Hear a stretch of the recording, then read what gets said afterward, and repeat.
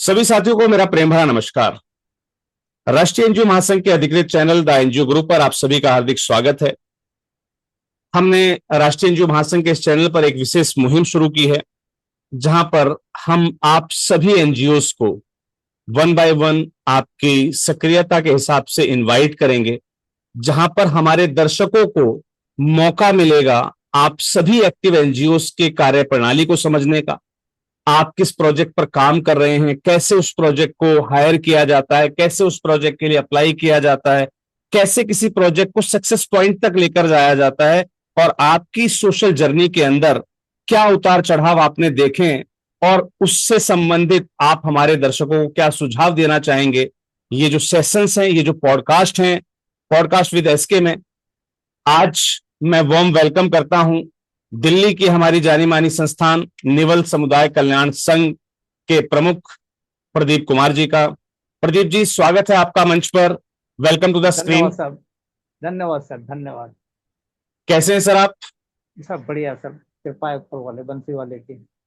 चलिए सर, उम्मीद करता हूं कि इस पॉडकास्ट के माध्यम से हमारी संस्थाओं के जो तमाम प्रश्न होते हैं उनका हम यहाँ पर जवाब दे सके, क्योंकि हर एक संस्था एक दूसरी संस्था से उसकी कार्य प्रणाली या उसके काम करने के तरीके को समझना चाहते हैं अथवा चाहते हैं। बिल्कुल सर। हाँ और जी। ऐसे में अगर मेरे किसी भी व्यूअर का कोई भी प्रश्न ऐसा रह जाता है जो शायद उन्हें लगता है कि हमारे पॉडकास्ट के दौरान नहीं पूछा गया, तो आप वीडियो के नीचे कमेंट बॉक्स में भी अपना प्रश्न रख सकते हैं।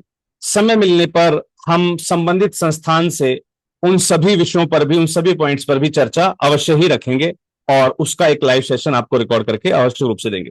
तो सर, आपकी संस्थान के लिए आज के पॉडकास्ट का पहला प्रश्न, आपकी जो एनजीओ है सर, उसके बारे में और उसके मिशन के बारे में क्या आप हमारे दर्शकों को बताएंगे कुछ? सर देखिए, क्या ये संस्था मेरे फादर ने 1969 में शुरू करी थी। अब मेरा जो परिवेश है, मेरा जो लालन पालन हुआ, मैंने जो अब तक अपने फादर को देखा इस एक्टिविटी में, 69 में बहुत कम एनजीओ थी। लोग जानते भी नहीं थे, पिताजी को इतने शिक्षित भी नहीं थे। उन्होंने कई गवर्नमेंट ग्रांट्स ली, कई प्रोग्राम्स के सोशल वेलफेयर एक्टिविटी उन्होंने शुरू करी। लोगों को विधवा पेंशन हो गई, टीबी पेशेंटों को वो पेंशन हो गई, लोग SC ST को सिलाई मशीनें मिलती थी। और जो धोबी के लोग हैं, जो धोबी जाति के लोग हैं, उन्हें सरकार, दिल्ली सरकार द्वारा पहले प्रेस दी जाती थी। सर उस प्रेस का वजन ही, पीतल के प्रेस का वजन ही काफी होता था। इस तरह की एक्टिविटीज होना, रोटरी क्लब से जुड़ना और कई तरह की एक्टिविटीज, सिलाई सेंटर, नेशनल स्कूल वगैरह हमारी संस्था चलाती थी, मेरे फादर चलाते थे। तो उसी परिवेश को मैंने देखा और उसी को देखते देखते मैं बड़ा हुआ। तो आज बस उन्हीं को के उसी पे मार्गदर्शन में मैं चलता रहा, क्योंकि मेरे घर का वातावरण एनजीओ का था। तो इसीलिए मैं इस लाइन से जुड़ गया। बस एक क्षेत्र था, मुझे लगता था कि भाई देखिए, लोग समाज सेवा बहुत वैसी चीज है। कभी कभी हम फादर को कहते थे इससे फायदा तो होगा, वो कहते जो आत्मसम्मान, जो सुकून जो मिलता है आपको किसी की सेवा के बाद, उसका कोई एक अलग ही मजा होता है। क्योंकि हर आदमी को, जैसे हम लोग अभी भी कहते हैं कि जो किसी की सेवा करके जो हमें सुकून मिलेगा, उसका कोई मूल्य नहीं होता। ये था सर, ये मेरी जीवन में मैंने यहाँ से शुरू करी, मेरे फादर की वो है और आज मैं उसको कर रहा हूँ। चलिए, जैसा कि आपने हमें बताया सर कि आप अपने पिताजी की परंपरा को, उनके आदर्शों को आज आप आगे बढ़ा रहे हैं, तो ऐसे में ये प्रश्न बड़ा ही पेचीदा हो जाता है, यानी कि बिना कारण ही बनता है कि भाई आपको शुरू करने के लिए क्या प्रेरित किया। हालांकि आपने बताया कि भाई आप अपने पिताजी के आदर्शों का जो है अनुपालन कर रहे हैं, लेकिन एक होता है एक होता है कि भाई हमने गार्जियन से एक चीज मिली हुई है, हम उसको आगे तक संजोगे चले। क्या आपकी इसमें इसके अलावा भी कोई व्यक्तिगत प्रेरणा है संस्था के संचालन में? हाँ जी सर, मेरे कई वो है, आदर्श है सर। मैं काफी कुछ आपसे, काफी समय से आपसे भी जुड़ा हुआ हूँ। हमारी कई संस्थाएं हैं जिनसे मैं काफी कुछ सीख रहा हूँ। सर देखिए, मैंने, मेरे घर में कोई पहले इतना माहौल, वातावरण नहीं था। मैंने अपने फादर से सीखा, फिर इसी अपने एजुकेशन को आगे बढ़ाते हुए मैंने BSW करी, बैचलर ऑफ सोशल वर्क। वहां से कुछ सीखा, वहां से डिफरेंट डिफरेंट एनजीओ में गया। सर मुझे, जब मैं BSW में था, मुझे रेड लाइट एरिया में भेजा गया। मुझे बड़ी वो लग रही थी, मगर मैंने वहां देखा नहीं, मेरा एक काम है है। कई संस्थाओं में नाव में मैंने काम करा, नाव में हम प्रोजेक्ट वगैरह लेकर गए। और कई एनजीओ में कई मेरे साथी हैं, वो बड़ी बड़ी एनजीओ चला रहे हैं HIV एड्स वगैरह पे, उन पर देखा हमने। उसके साथ हम क्या कहते हैं सर, MSME के, ओ सॉरी, जो फीमेल सेक्स वर्कर्स हैं उनके ऊपर हमने काम करते करा।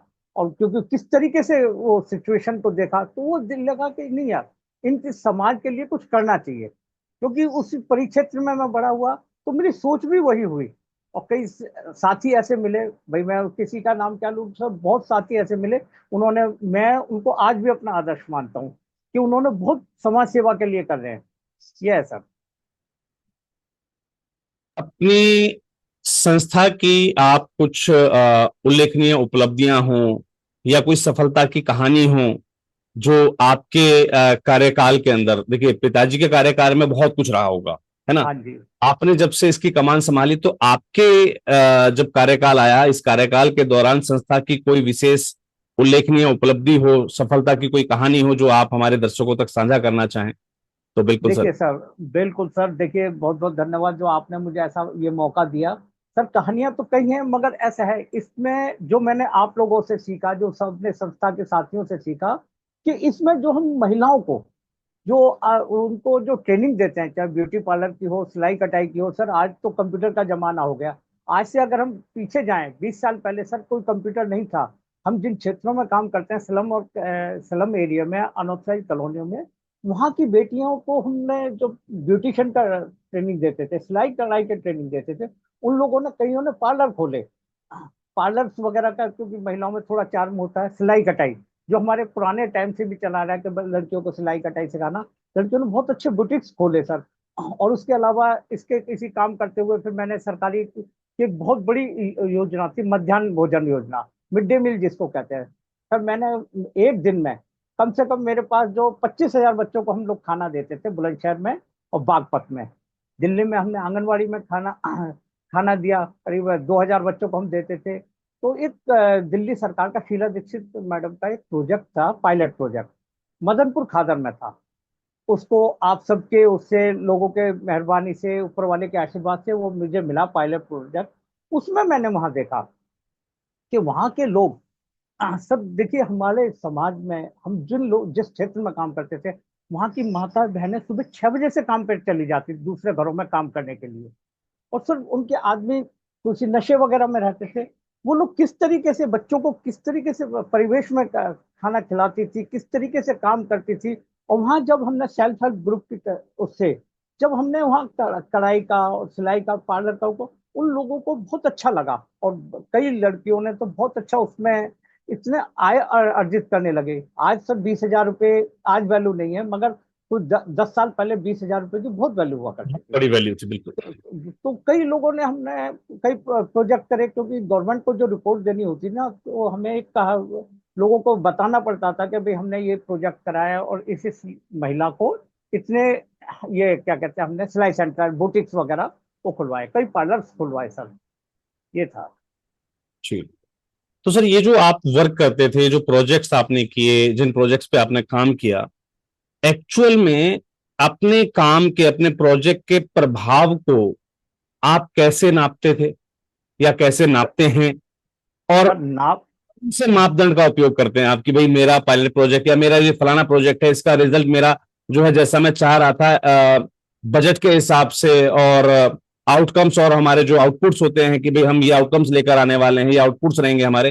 तो आप क्या मानक यूज करते हैं कि हाँ ये मेरी जो है ये प्रोजेक्ट मेरा जो है सफलतम रहा, कि ये मेरा कंप्लीट है, कि भाई इसमें हमारा जो आउटपुट हम सोच के चल रहे थे, जो आउटकम्स हमारे सोच के चल रहे थे वो कंप्लीट है। तो मापदंड आपके क्या रहते हैं एक्चुअल तो में? जैसे सर, जैसे हमारे सिलाई सेंटर चल रहे थे, ब्यूटी पार्लर चल रहे थे, उसमें जो सीखने वाली जो लड़कियां हैं, ये महिलाएं, अगर सर वो आत्मनिर्भर हो जाती हैं, सेल्फ एम्पावरमेंट हो जाती हैं, वो कोई अपने लिए कोई जनरेशन प्रोग्राम यूनिट खोल लेती हैं, अपने यहाँ सिलाई सेंटर खोल लेती हैं, अब किसी तरीके का इनकम आने लगे उन्हें। बस मेरा यही था कि भाई ये जो महिलाएं हैं या जो बच्चियां हैं, ये अपना ऐसा कर लें कि इंडिपेंडेंट होकर अपने पैरों पे खड़े हो सके। क्योंकि अगर ये पैरों पे खड़े हो जाएंगे ना, तो सब महिलाएं अगर पैरों पे खड़े हो जाएंगी, तो उनको एक आय का साधन हो जाएगा।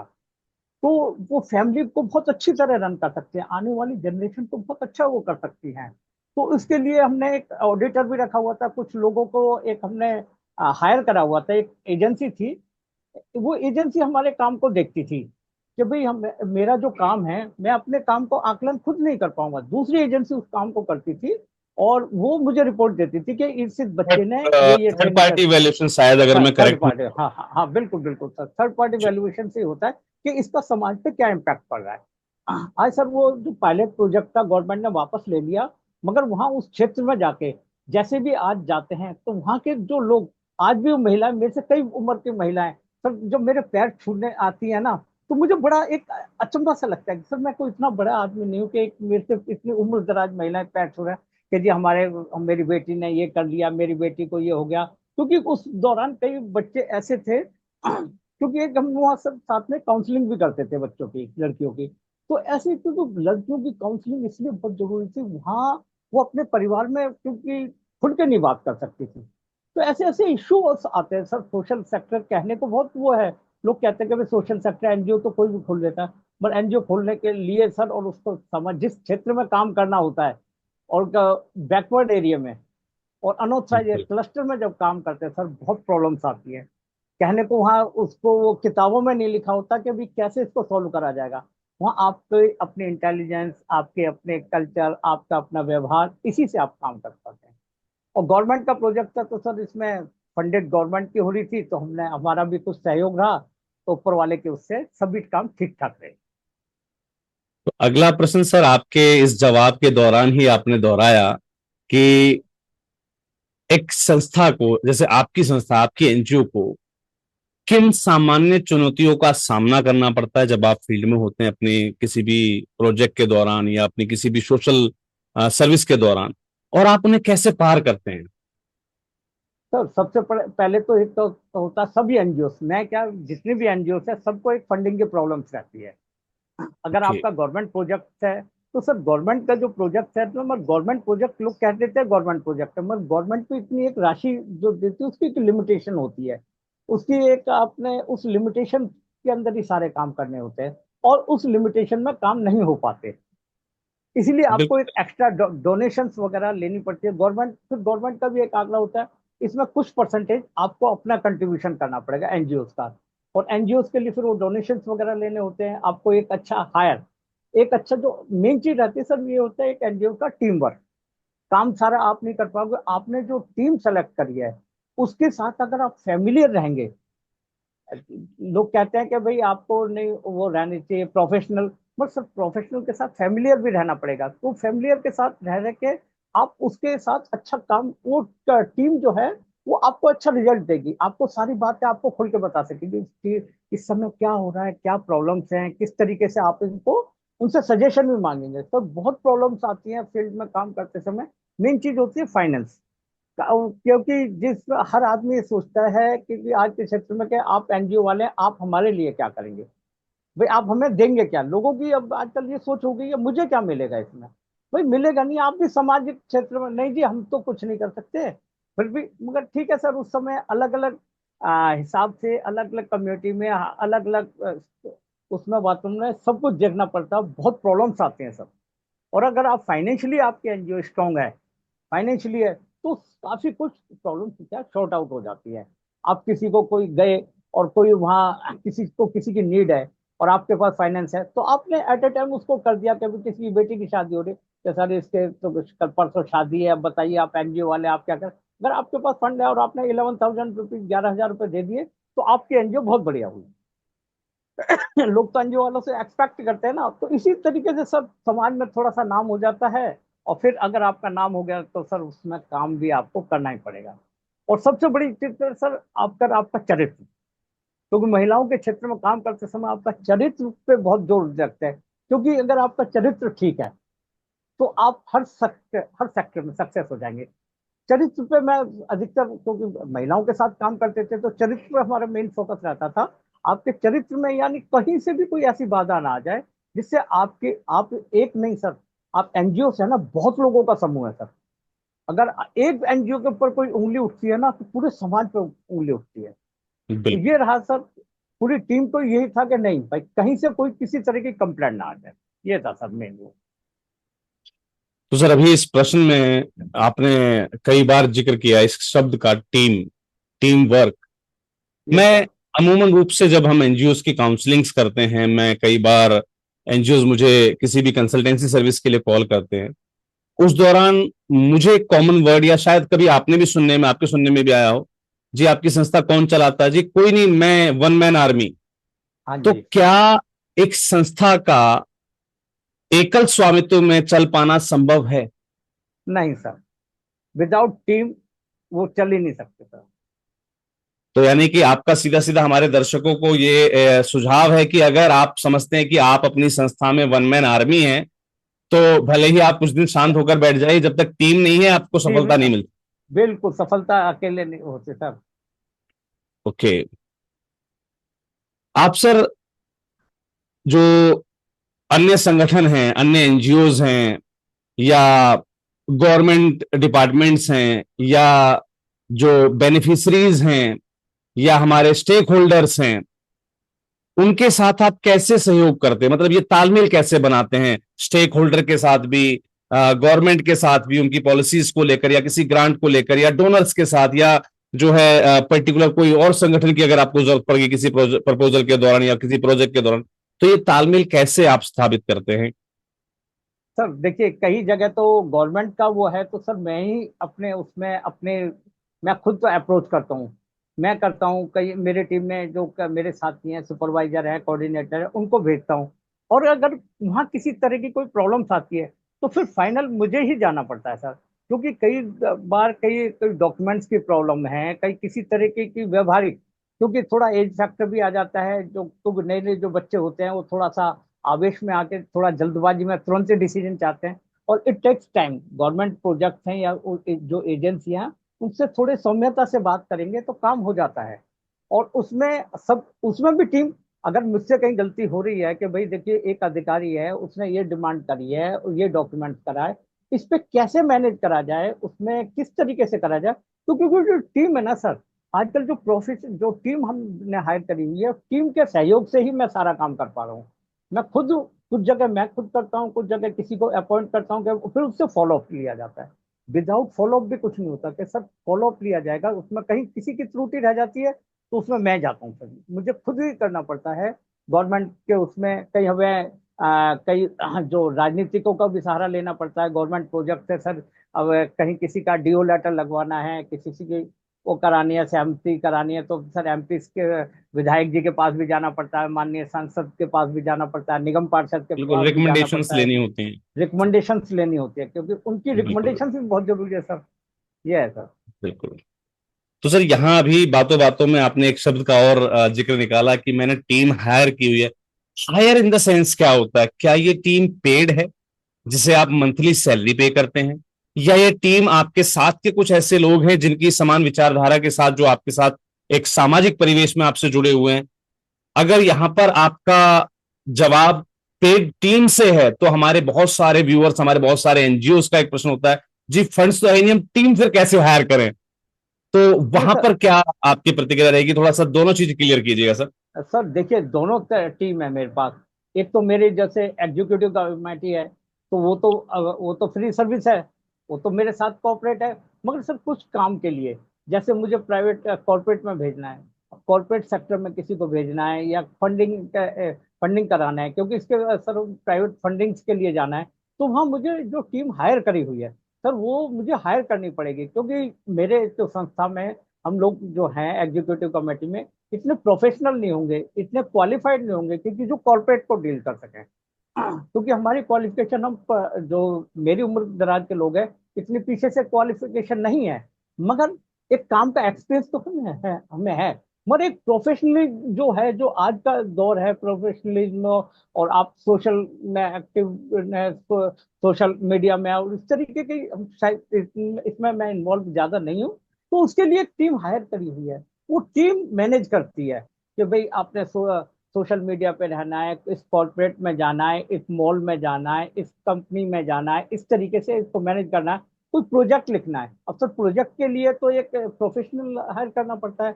और सर जो हमने हायर करी हुई टीम, कुछ हमारी उस पर है कि हम पेड जो है हमारा, पर उस पर है कि भाई अगर काम लाओगे, सीधा सा है सर। काम लाओगे, एक बार हमने हायर कर लिया, अगर आप, क्योंकि संस्था है सर, हमारे पास कहीं से इतने फंड नहीं आ रहे, अगर आप काम लाओगे तो आपको 2 महीने बाद सैलरी मिलेगी, 3 महीने बाद, अदरवाइज नमस्ते। उनको 3 महीने का टारगेट देता, आपको अपनी सैलरी अपने उससे निकालनी है, संस्था के पास इतना वो नहीं रहता, आप निकालोगे संस्था के लिए और अपनी सैलरी। ये सर, ये हमारा टारगेट बेस होता है। ये सर। ओके। कह रही कि जो आपकी हायरिंग है वो भी टारगेट बेस्ड है, राइट? हाँ जी, चलिए बिल्कुल जी। सर। अब सर यहाँ पर एक प्रश्न निकल कर आता है, अगर कोई व्यक्ति अथवा कोई संगठन आपके काम का समर्थन करना चाहे या आपके साथ साझेदारी का अवसर तलाश रहा हो, तो क्या आप किस प्रकार से इन चीजों को मैनेज करेंगे, या फिर वो कैसे आपसे कम्युनिकेट कर सकता है, या उसके लिए कोई प्रबल संभावनाएं हैं या नहीं है फिलहाल संस्था के पास? थोड़ा सा इस पर भी। सर देखिए, क्या है कि मैं खुद एक एनजीओ चला रहा हूँ। अब सर, मैं खुद अपनी एनजीओ चला रहा हूँ, तो भाई मैं दूसरी एनजीओ को कैसे सपोर्ट कर सकता हूँ? भाई किसी एनजीओ को किसी तरह की कोई प्रॉब्लम्स है, भाई फंड रेजिंग में या किसी तरीके की, मैं अपनी उनको निस्वार्थ, कोई विदाउट पेड, ऐसा नहीं है मैं फीस लेके, मैं उनको हेल्प कर सकता हूँ, गाइडेंस दे सकता हूँ। मुझे सर अपने साथ मिला के, क्योंकि इसमें सर बहुत ज्यादा वो रहती है ना, क्योंकि एक टीम है, टीम मैनेजमेंट में बहुत स्ट्रेटेजी की जाती है कि भाई किस तरीके से हमने फंड रेज करना है, क्या हमारी स्ट्रेटेजी होगी। अब सारा मैं सब अदर्स एनजीओ के साथ वो नहीं कर पाऊंगा, क्योंकि अभी जैसे हम लोग इस समय रिकॉर्डिंग सेशन में है। अब रिकॉर्डिंग सेशन में बहुत सी बातें हैं जो गवर्नमेंट प्रोजेक्ट्स में होती हैं, सीएसआर प्रोजेक्ट में होती हैं। इतना अगर कोई ओपन सेशन हो तो ओपन सेशन में बताई जा सकती हैं कि भाई ये इसकी प्लानिंग करते हैं हम ये। अब ये जो, क्योंकि रिकॉर्डिंग सेशन में हम लोग इतनी खुल के बात नहीं कर पाएंगे, क्योंकि सर बिल्कुल। दिक्कत क्या क्या होती है कि स्ट्रेटेजी है, प्लानिंग करी है मेरी मेरी टीम ने कि सर इसको इस तरीके से कर लेते हैं। आज जैसे हम एक मॉल में जा रहे हैं, या एक हाई फाई सोसाइटी में जा रहे हैं, किसी कॉर्पोरेट सेक्टर में जा रहे हैं, तो किस तरीके से मैनेज करें। अब ये सारी प्लानिंग तो मैं किसी के साथ, मैं उसे, अगर वो मेरे से इंडिविजुअल करना चाहे बात, तो मैं उन्हें बता दूंगा कि क्या प्लानिंग करनी है। बट रिकॉर्डिंग सेशन में सब कुछ, क्योंकि ऐसा होता है ना, तो थोड़ी गाइड दिक्कत हो जाएगी कि अगर मैं सारी प्लानिंग को करूंगा। अगर मैं उनके साथ फुल कोऑपरेट करने के लिए तैयार था, तैयार हूँ, तैयार रहूंगा, क्योंकि वो भी मेरे साथ, मेरे एक अदर एनजीओ हैं समाज सेवा के क्षेत्र में। सर जैसा हम लोग कहते ही हैं कि हमारे पास तो लाइसेंस है मांगने का, हम लोग तो बिल्कुल। लाइसेंस शुदा बैगर है, बैगर नहीं है, लाइसेंस शुदा बैगर है। सब लाइसेंसी सरकार से, बेगर्स, बिल्कुल। हाँ लाइसेंसी बैगर से, सरकार से मांगना है, कॉर्पोरेट से मांगना है, एमएनसी से मांगना है, प्राइवेट डोनर से मांगना है। हमारा काम है मांगना और समाज में बांटना, बिल्कुल। बस ये है सर। मैं आपकी सर इस कार्यकाल में आपकी सक्रियता को देखकर आपको मौका भी मिला, महासंघ में आपने प्रतिनिधित्व भी किया है एक अच्छे पद पर, यानी कि प्रधान पद पर ही बल्कि। और अभी आप करंटली जो है उपाध्यक्ष के रूप में आप रहे हैं महासंघ में।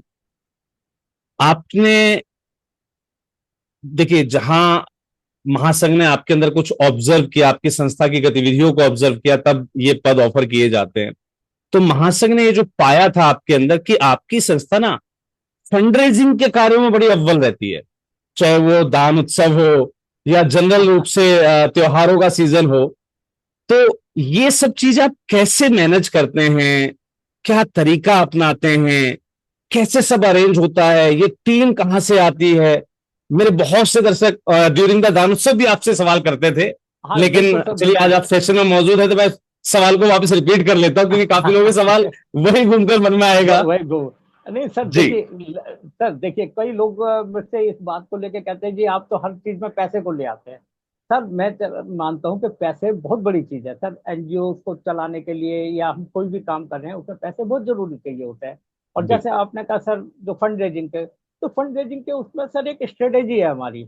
जो हमारी टीम है वो एक सर्वे करती है, आपको मैं थोड़ा सा समय लूंगा आपका। तो हाँ, हाँ। पहले जिस मॉल में हमने अपना कैंप लगाना है, तो हम पहले ये देखते हैं इस मॉल में कौन है, किस किस उसके, किस किस बड़ी बड़ी कंपनियों के ऑफिस हैं, या बड़ी बड़ी कंपनियों के सबलेट हैं और शॉप्स हैं। तो भाई ऐसा तो नहीं, ऐसा नहीं है सर, मिडिल क्लास भी डोनेशन देती है। एक्शन के जो जूते खरीदेगा वो मगर सिर्फ 150 देगा। हम ये देखेंगे कि भाई यहाँ बड़ी बड़ी कंपनियों के होने चाहिए, जो जहाँ कम से कम जूते के जो 20,000 का जूता पहन रहा हो, जो 50,000 का जूता पहन रहा हो, मैकडोनल्ड का खाना हो। अब सर नॉर्मल आदमी से हम कितने 50 रुपए की उम्मीद कर सकते हैं।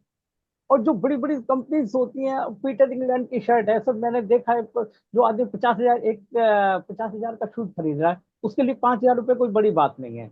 मगर हम एक अपने अनऑथराइज कॉलोनी या मिडिल क्लास उसमें जाएंगे तो वहाँ 100 रुपये की बहुत वैल्यू है। फिर वो 10-20 हजार रुपये कमाते हैं, वो लोग लाखों रुपए कमाते हैं। तो हम क्या है, एक हमारी एक स्ट्रेटेजी है कि हम जो भी अपना वो लगाएंगे ना, fund raising camp, fund raising के लिए अपनी जो एक्टिविटीज करेंगे, हम उसी जगह कॉर्पोरेट सेक्टर में करते हैं सर। कॉर्पोरेट सेक्टर में करेंगे, मॉल से मिलेंगे, अपना थोड़ा सा समय व्यतीत करेंगे। और उसके दौरान फिर हम ये वो एक हफ्ते हमारा ये रहता है, यहाँ हम कितनी फुटफॉल है, कितने लोग आ रहे हैं और किस टाइप के आ रहे हैं, कम से कम उनका एक स्टेटस से पता लग जाता है। ऊपर से नीचे देखते हैं कि सर ये कौन सा जूता पहना हुआ, कौन सी पार्किंग में जाके देखता है कौन सी गाड़ियां ज्यादा है, एल्टो ज्यादा है या ऑडी ज्यादा है, मर्सिडीज ज्यादा है। तो उससे एक आइडिया हो जाता है कि यहाँ किस क्लास के लोग आ रहे हैं, कितने पैसे वाले आ रहे हैं। ऐसा नहीं है सर कि जो साइकिल पे चल रहा है वो डोनेशन नहीं दे, डोनेशन देता है, मगर थोड़ा सा सर उसको ना एक अलग हटके देखा जाता है। और एफर्ट्स तो दोनों में बराबर डालने हैं। अब दोनों एक डालने जगह हैं। एफर्ट्स और उतना ही समय डालकर जो है सिर्फ 500 का जो है नोट मिले डोनेशन के रूप में, और एक जगह सेम एफर्ट सेम टाइम देने के बाद 5,000 या 50,000 का डोनेशन मिले, दोनों में सर अंतर है। बिल्कुल सर। और अभी हमने क्या करा, सोसाइटियों में जाना शुरू करा है। सर सोसाइटियों में हम देख रहे हैं कि यहाँ कितने कितने सीआर के फ्लैट हैं। जो फ्लैट की कीमत को हम आंकड़ा कर रहे हैं कि भाई 20 लाख का फ्लैट है, नहीं सर नहीं। अब हम देख रहे हैं कि भाई जो महानगर हैं, जो बड़े साउथ में या दिल्ली में या गुड़गांव में एनसीआर में, हम देख रहे हैं कि जहाँ एक फ्लैट की कीमत 2 सीआर है, वहां की हाँ, सोसाइटी से बात करेंगे कि हाँ भाई यहाँ लोग देंगे। फिर वहाँ जाके अपने टीम के बारे में वहाँ मैनेजमेंट से बात करेंगे, उनको पेमेंट, क्योंकि पेमेंट देनी पड़ेगी सर, वो ऐसे नहीं। और कई बार क्या होता ऑब्वियसली। है, लोग हैं फिर ओकेजन में लोग आते भी नहीं है, फिर उन्हें बताते हैं कि हमारी एनजीओ काम किए कर रही है इस तरीके से। तो क्या है लोग सर, आज मैं जैसे मैं सदैव कहता हूँ, डोनेशन देने वालों की कमी नहीं है सर, डोनेशन लेने वालों की कमी है। और अभी भी जो इस समय साउथ में जितनी भी एनजीओस हैं, जितने भी मॉल्स हैं, सब मॉल्स ने रेट अपने डबल कर दिए हैं।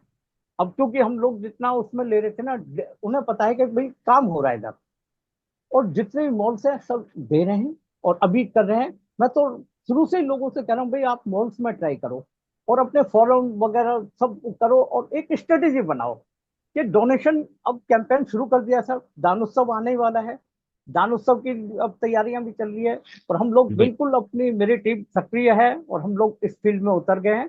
हमारा एक ही टारगेट रहता है, जैसे दान उत्सव मैडम मेघा जी कहती हैं कि नहीं जी आप ये मत लिया करो डोनेशन। मैंने कहा मैडम हम तो अमाउंट लेते हैं, हम एनी काइंड डोनेशन नहीं लेते। एनी काइंड तो सामान को रखेंगे सर, डोनेशन पैसा आएगा ना तो हम सबको कर देंगे। सर बिल्कुल। दिल्ली मेट्रो दे रही है एनजीओ को परमिशन, लेने वाले बने ना। दिल्ली मेट्रो दे रही है, सारे मॉल्स वगैरह में है, सब में पहुंच दे रहे हैं, पेट्रोल पंप्स दे रहे हैं, बिल्कुल सही बात पेट्रोल है सर। पंप दे रहे हैं सर। सर अभी मैं बिल्कुल। आपसे एक शेयर करना चाहूंगा। अभी कुछ दिनों पहले शायद आपसे मेरी बात हुई थी, मेरे पास टीम की कमी पड़ गई एयरपोर्ट जी। पे। सर एयरपोर्ट पे मुझे फंड रेजिंग का मिला सर मुझे। और मैं आपके माध्यम से बताना चाहता हूँ, उस एयरपोर्ट का भी नाम आज डिक्लेयर कर रहा हूँ, मुझे बेंगलोर इंटरनेशनल एयरपोर्ट पे फंड रेजिंग के मिल गया। मगर मैं वो उस जो टीम थी ना मेरी मेरी दूसरे मॉल में थी सर। मैं उसको, मुझे अभी तक अफसोस है सर, मैंने 1 लाख रुपीज पेड करा हुआ था 15 डेज का, और मैं उसको नहीं कर पाया। अभी भी उनके कांटेक्ट में हूँ कि भाई मेरे को जैसे अगर भाई मेरा पैसा है वो एडजस्ट कर दो भाई, मैं और टीम मैंने हायर कर ली है। तो सर एयरपोर्ट पे भी अगर आपको फंड रेजिंग का काम मिल रहा है, एयरपोर्ट देने लगे सर, सारे सब जगह प्राइवेट हो गया है सर। बिल्कुल। और प्राइवेट हो गया और आपको और किसी के पास उसको देने के लिए पैसे नहीं है, मॉल्स के लिए नहीं है, किसी के लिए नहीं है। सर जितने भी कॉर्पोरेट ऑफिस है ना, अगर दिल्ली एनसीआर में है तो साइबर सिटी में चले जाओ, साइबर सिटी मेट्रो के पास, वहाँ शाम को बहुत एनजीओ वाले होते हैं। मगर आपके बिल्कुल। पास सर तो कुछ करने को वेबसाइट भी हो, जैसा आप हमेशा बताते हैं, फॉरम भी होने चाहिए आपके पास, और जो आपकी टीम हो, तो टीम सर थोड़ा सा अट्रैक्टिव हो, टीम अट्रैक्टिव हो, टीम को प्रॉपर गाइडेंस हो कि कैसे मांगना है, कैसे करना है। और क्योंकि इसमें सर हम 50 लोगों, टीम हतोत्साहित ना हो। अगर 50 लोगों से पैसे मांगेंगे ना, 50 लोगों को रोक के बात करेंगे, तो केवल 5 ही हमारी बात सुनेंगे, और 5 बिल्कुल। से ही उसी से पैसे मिल जाए।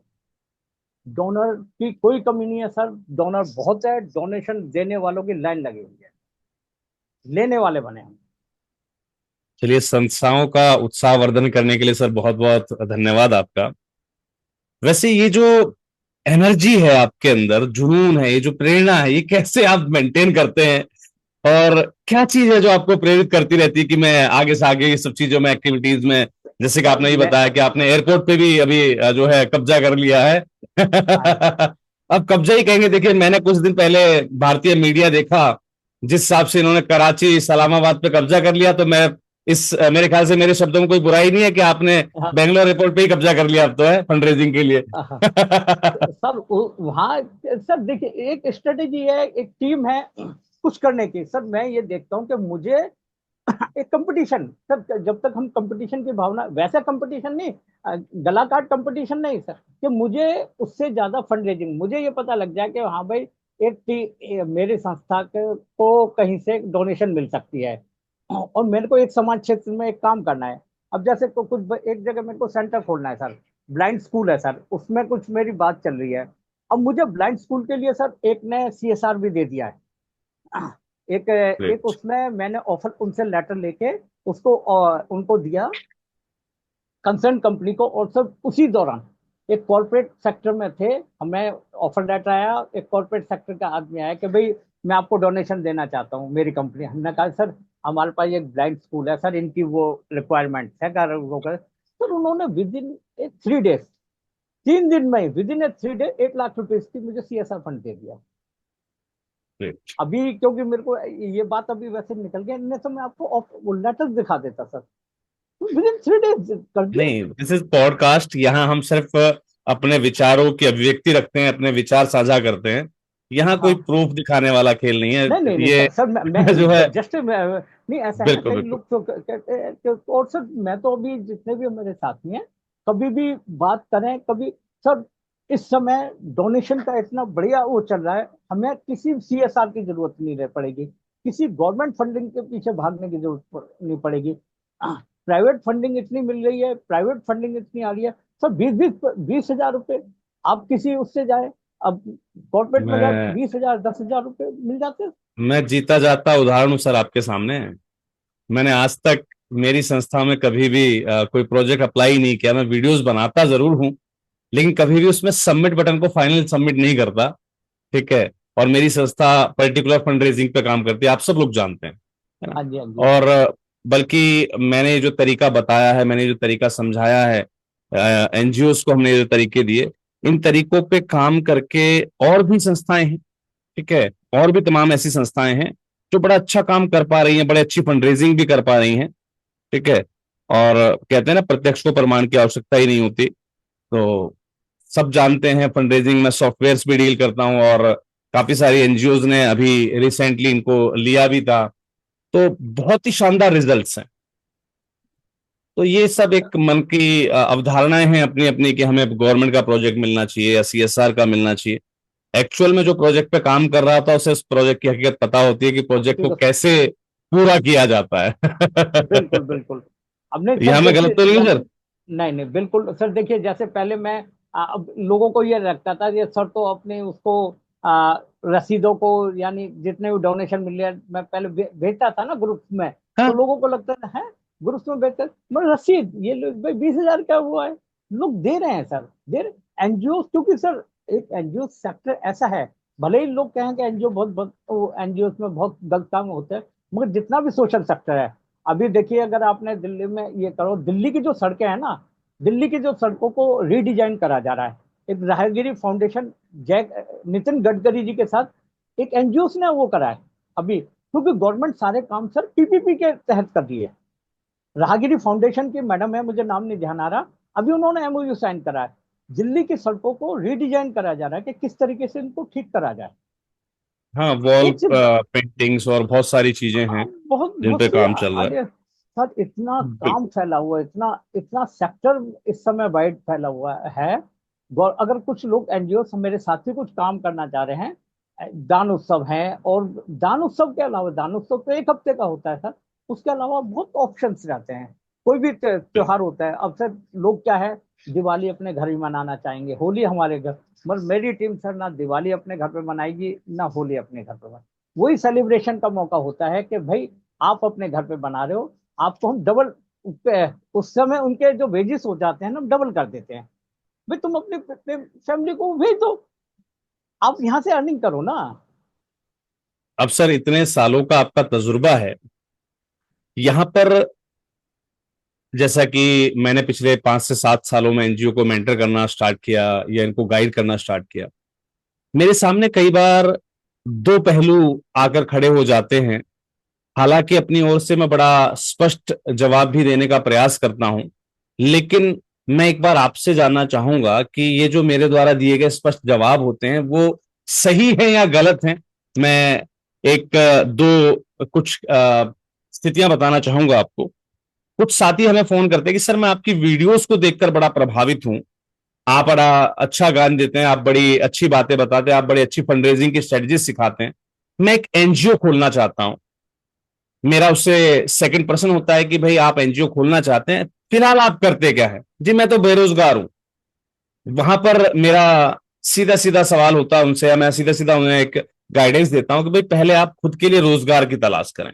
बिल्कुल सर। जी, समाज सेवा छोड़ दूं क्या? मैं कह भाई नहीं, अगर आपकी समाज सेवा, आपकी भावना आपके मन में कूट के भरी हुई है, तो आप अपनी समाज सेवा की भावना किसी एनजीओ के यहाँ वॉलेंटियर सर्विस देकर भी कर सकते हैं, लेकिन बिल्कुल सर। बिना पैसे के, बिना बैक के आप संस्था ना खोलें, क्योंकि कुछ समय तक संस्था के सुचारू संचालन के लिए एक बैकअप अमाउंट की आवश्यकता जरूर होती है। तो क्या बिल्कुल मेरा ये जो प्रश्न है, या उसका जो दिया गया मेरा जो जवाब है इस स्थिति में, क्या ये सही है? बिल्कुल क्योंकि बिल्कुल लोग सर, मुझे सही कहते है। हैं कि सर, अपने पैसे से चलानी है। अभी तो आप कहते हो कि अपने पैसे थोड़ी एनजीओ चलती है, एनजीओ लोगों के सहयोग से चलती है। मैं भाई सहयोग से चलती है, लेकिन शुरुआत आपसे होती है। जब देखिए, हम किसी से डोनेशन अपील करते हैं तो हम क्या कहते हैं, भाई इस महिला की बिटिया की शादी में आवश्यकता है, मैंने 1100 का सहयोग कर दिया है, अब आप लोग भी आगे बढ़कर आइए। यही होता है ना सर? तो बिल्कुल पहले बिल्कुल। हमारे पास क्या है? तो क्या ये जो मैं उत्तर, या जो मेरे कई बार दर्शक मुझसे इस बात से नाराज भी हो जाते हैं कि सर आप एक तरफ सिखाते हैं, इतनी अच्छी अच्छी फंड रेजिंग करवा देंगे, ये करवा देंगे, वो कर, फिर आप कहते हो बिना पैसे की संस्था मत खोलो। तो कई बार नहीं ऐसी आपका, स्थिति बनती है, तो इसमें आपका विचार क्या है सर? सर आपका कहना बिल्कुल सही है कि जब तक आप हमारे पास खुद ना हो, तो हम सोचें कि सारा कुछ एनजीओ से हो जाएगा, नहीं, पॉसिबल नहीं है सर। ये बिल्कुल आप जो उनको गाइडेंस देते हैं, क्योंकि बिल्कुल सही बात है कि सर आप पहले अपने पैरों पे खड़े हो जाए, आपको पैसे की वैल्यू आपको तो पता हो कि पैसा कैसे बिल्कुल। आता है। आप, यानी आज बेरोजगार है तो फिर कल को तो आप उसमें सोचेंगे कि भाई मेरे को रोजगार मिल गया, आपके घर वाले भी, फैमिली वाले भी करेंगे किस काम में लग गया भाई, ना काम करता ना कुछ करता। तो सर इस सेक्टर को बदनाम होने से भी तो बचाना है ना, कि भाई एनजीओ खोल के बैठ गए, फिर 4 दिन बाद पता लगता है एनजीओ बंद हो गई। लोग यही सोचते हैं कि अब 3 साल, लोगों के मन में एक धारणा है कि 3 साल पूरे होते ही सरकार आपको ग्रांट देना शुरू कर देती है। ये एनजीओ के बिल्कुल। बारे में लोगों को बहुत गलत धारणा है। हाँ, खाली भाई बैठे हैं, सिर्फ ऑडिट आइडिया करवा रहे हैं बस। करवा रहे हैं। भाई आपको अपने आप में उसके लिए हर चीज के लिए एफर्ट करने पड़ेंगे, शुरू के 3 साल भी आपको मेहनत करनी पड़ेगी, उसमें प्रोजेक्ट डालने पड़ेंगे, कुछ लोगों से कंट्रीब्यूशन करना पड़ेगा। अब हमारे यहाँ लोग सोचते हैं कि भाई कर दिया 3 साल बाद अपने आप आ जाएंगे, डोनेशन अपने आप आ जाएगा। अपने आप कुछ नहीं आता सर। और सबसे बड़ी चीज है सर, आपको डोनेशन मांगने के लिए आपको अपने क्षेत्र से दूर निकलना पड़ेगा, क्योंकि हम इंडियंस में ये होता है ना कि शर्म आती है यार, 10 रुपए मांगेंगे या वो करना। सर आप, बहुत बड़ा क्षेत्र है, हिंदुस्तान की आबादी 140 करोड़ है। सर आप, हम लोग डोनेशन वाले नहीं मांग सकते। और आजकल देखो साइबर क्राइम में लोगों के कितने कितने लोग डबल पैसा करने के नाम पे, सर आप देख रहे हैं रोजाना पढ़े लिखे लोग ठगे जा रहे हैं। अरे हम तो बिल्कुल। समाज सेवा के लिए मांग रहे हैं। तो इस तरीके का जो है, सब हाँ, हमारी समाज सेवा अप्रोच अगर सही है तो हम बहुत कुछ कर बिल्कुल सकते हैं। सर, बहुत कुछ कर सकते हैं और कर रहे हैं सर। एनजीओ का बहुत बड़ा सहयोग है। बिल्कुल। एनजीओ के लिए पीपीपी जो प्रोजेक्ट गवर्नमेंट ने निकाला, हॉस्पिटल्स वगैरह वो सब देती जा रही है, रेलवे वगैरह, तो बहुत बहुत कुछ है। बहुत काम निकला हुआ है सर। अब तो प्राइवेट क्या कहते हैं, जो एजेंसी स्टार्टअप में बहुत एनजीओ बहुत अच्छा काम कर रही है सर। बिल्कुल। एक और विचित्र स्थिति बनती है सर मेरे साथ। कई बार हमारे एनजीओस कहते हैं कि सर हमें फलाना प्रपोजल लिखवाना, तो मैं उन्हें कई बार गाइड करता हूं, भाई देखो, अगर आपको लग रहा है कि आपकी क्वालिफिकेशन मैच हो रही है, आपकी एलिजिबिलिटी मैच हो रही है, तो आप अपनी प्रपोजल राइटिंग के लिए किसी एक्सपर्ट की सलाह लें, क्योंकि सीए का काम सीए को साझेगा। बिल्कुल सर। किसी भी प्रोजेक्ट कंसल्टेंट का काम वही करेगा, सारे ज्ञान हम नहीं ले सकते। वहीं वो एकदम एक प्रश्न मेरे सामने खड़ा कर दे, सर फिर आप प्रोजेक्ट लिखना क्यों सिखाते हो एनजीओस को? तो मेरा एक बड़ा प्यारा सा जवाब होता है उनको कि भाई देखिए, प्रोजेक्ट की नॉलेज आपको होनी चाहिए, क्योंकि सामने वाले ने आपको क्या लिख कर दिया है, आप उसका मूल्यांकन कर सकें। सही बात है आपको सर। एटलीस्ट ये पता हो कि जिस व्यक्ति ने मुझे, या मैंने जहां से भी सर्विस ली है, मैंने ये जो लिखवाया है प्रपोजल या ग्रांट की एप्लीकेशन करवाई है, व्यक्ति ने वो चीज सही करी है या नहीं कही, उसका नहीं सर। सटीक आंसर दिया है कि नहीं दिया है, या फिर वो जो चीज पूछी गई है, जो जानकारी मांगी गई है, वही इसमें निहित है या नहीं है। तो कई बार एनजीओ के मन में अवधारणा है कि या तो हम सीख ही लें, और जब सीख ही लिया तो फिर कंसल्टेंट से क्यों करवाएं। तो यहां पर आपका विचार क्या, क्योंकि आपका तजुर्बा सर मेरी उम्र से ज्यादा बड़ा है, आप इस स्थिति में क्या करते हैं? क्योंकि महासंघ के साथ आप भी जुड़े हुए हैं, आप भी तमाम क्लासेस अटेंड करते हैं, मेरे ख्याल से आपने प्रपोजल राइटिंग सीखे, लेकिन in the time of mean time application आप क्या करते हैं? आप खुद से प्रपोजल लिखते हैं या किसी प्रोफेशनल की सहायता लेते हैं? थोड़ा सा सर इस मैं पर क्लियर कीजिएगा। सर कुछ प्रोफेशनल्स की सहायता लेता हूँ, कुछ मैं इंटरनेट मीडिया की, सर चैट जीपीटी जैसे आपसे सीखा कि उसकी सहायता लेता हूँ। मगर अगर मैं किसी बाहर से लिखवाता हूँ तो उसको रीड जरूर करता हूँ कि उसके बारे, अगर मुझे कुछ उसमें क्या कमी है सर। क्योंकि इससे पहले क्या हुआ करता था कि उसमें वो लोग कट पेस्ट ज्यादा करते थे, इधर का हम्म। उधर कर देते थे। उसमें मैंने देखा कि भाई कट पेस्ट का कैसे पता लगेगा, वो जो फॉन्ट है ना, फॉन्ट को भी नहीं चेंज कर रहे। आप उसे पढ़ेंगे नहीं और आप एज इट इज वो कर देंगे तो आप समझ नहीं पाएंगे। मांगा सिलाई का सीएनटी का प्रपोजल है, वो भेज देंगे स्किल डेवलपमेंट का या ब्यूटी पार्लर का भेज देंगे, विडो का भेज बिल्कुल। देंगे। तो उसके लिए सर जैसे होते हैं, आपको समझदारी से काम लेना है। अगर आप वैसे कोशिश करें कि कंसल्टेंट के पास ना जाना पड़े, अगर कंसल्टेंट के पास जा भी रहे हो तो सर उसके बाद उसको थोड़ा खुद वो करें। और उसको, अगर आपको इंग्लिश इतनी समझ नहीं आ रही, चैट जीपीटी पे, गूगल पे, यानी उस पे वो जाके उसका ट्रांसलेट करके देख ले। हिंदी तो आप पढ़ ही लेंगे ना कि उसमें क्या लिखा हुआ है क्या नहीं, क्योंकि उसने लैंग्वेज ऐसी लिख दी, उसका मीनिंग नहीं समझ रहा है तो आप गूगल पे डालिए। आजकल तो बहुत फैसिलिटी है सर, गूगल पे जाके हम किसी चीज को कर सकते हैं। और कोशिश करें सर सीएसआर में, गवर्नमेंट में, या और नहीं तो जब तक हमारे पास कुछ नहीं हो रहा हम फंड रेजिंग शुरू कर दें। आप बिल्कुल। फंड रेजिंग शुरू करते हैं तो सर, क्योंकि आपके पास पैसा हो जाएगा तो आप हायर भी कर सकते हैं, रख भी सकते हैं, और आप कुछ भी कर सकते हैं। मेन चीज, बेसिक नीड एनजीओ को रन, किसी भी काम को करने के लिए, चाहे एनजीओ हो, घर हो, कंपनी हो, फैक्ट्री हो, देश हो, सबके लिए फाइनेंस की जरूरत पड़ेगी। यस। सर आपकी सोशल, देखिए आखिरी सवाल, क्योंकि समय की बाध्यताओं का भी हमें ध्यान रखना होगा, लास्ट बट नॉट लीस्ट, क्योंकि अगर हमारे दर्शकों को आपके साथ किए गए इस वार्तालाप में आनंद आया और उनकी कुछ क्वेरीज निकल कर आती हैं, तो हो सकता है हमें दोबारा आपको परेशान करना पड़े उनके सवालों के जवाब के लिए। एक आखिरी प्रश्न ये रहेगा सर कि आपकी सोशल जर्नी के दौरान आपने बहुत सारे महत्वपूर्ण सबक सीखे होंगे। होता है एक सामाजिक जर्नी के अंदर, हम कई बार कुछ काम गलत हमसे हो जाते हैं, फिर हमें पता लगता है कि ये क्यों गलत हुआ, मतलब बहुत जगह हमें सबक सीखने को मिलता है। कई बार हम ठगा जाते हैं, कंसल्टेंट में फंस जाते हैं, या किसी गलत जो है अनलॉफुल एक्टिविटीज में हम फंस जाते हैं। हमें लगता है कि हम समाज सेवा कर रहे हैं, लेकिन वो कई बार अनलॉफुल एक्टिविटी हो जाती है अल्लाह हमारे का, लिए। बिल्कुल बिल्कुल तो बिल्कुल। आपने बहुत सारे जो है सबक सीखे होंगे, क्या उनमें से कोई महत्वपूर्ण बिंदु है जो आप हमारे दर्शकों तक साझा करना चाहें कि ड्यूरिंग द सोशल सर्विस उन्हें कहां तक सीमित रहना है? हालांकि एक बात बहुत आप गहरी कह चुके, समझदार लोग वहां अगर समझना चाहेंगे तो समझ गए, जहां आपने कहा था कि महिलाओं के प्रति एक संस्था क्या संचालक का जो कैरेक्टर है, बिल्कुल। अगर वो वो सही बहुत, है तो वो जिंदगी में हर जगह कामयाब है। बिल्कुल सर। लेकिन अब और कुछ आप विशेष जोड़ना चाहें इसमें, या हाँ फिर सर, इसी को आप उसमें हाईलाइट करना चाहें तो? मैं इसी में जोड़ना चाहूंगा सर। 96 में सर, हम लोग, मेरे पास 3 गवर्नमेंट ऑफ इंडिया के सेंटर थे, सिलाई सेंटर। मेरे पास 250 लड़कियां हुआ करती थी। 250 लड़कियां थी। तो 250 लड़कियों में सर क्या होता है, क्योंकि लड़कियां हैं, सभी यूथ है आजकल, एजुकेटेड है सब।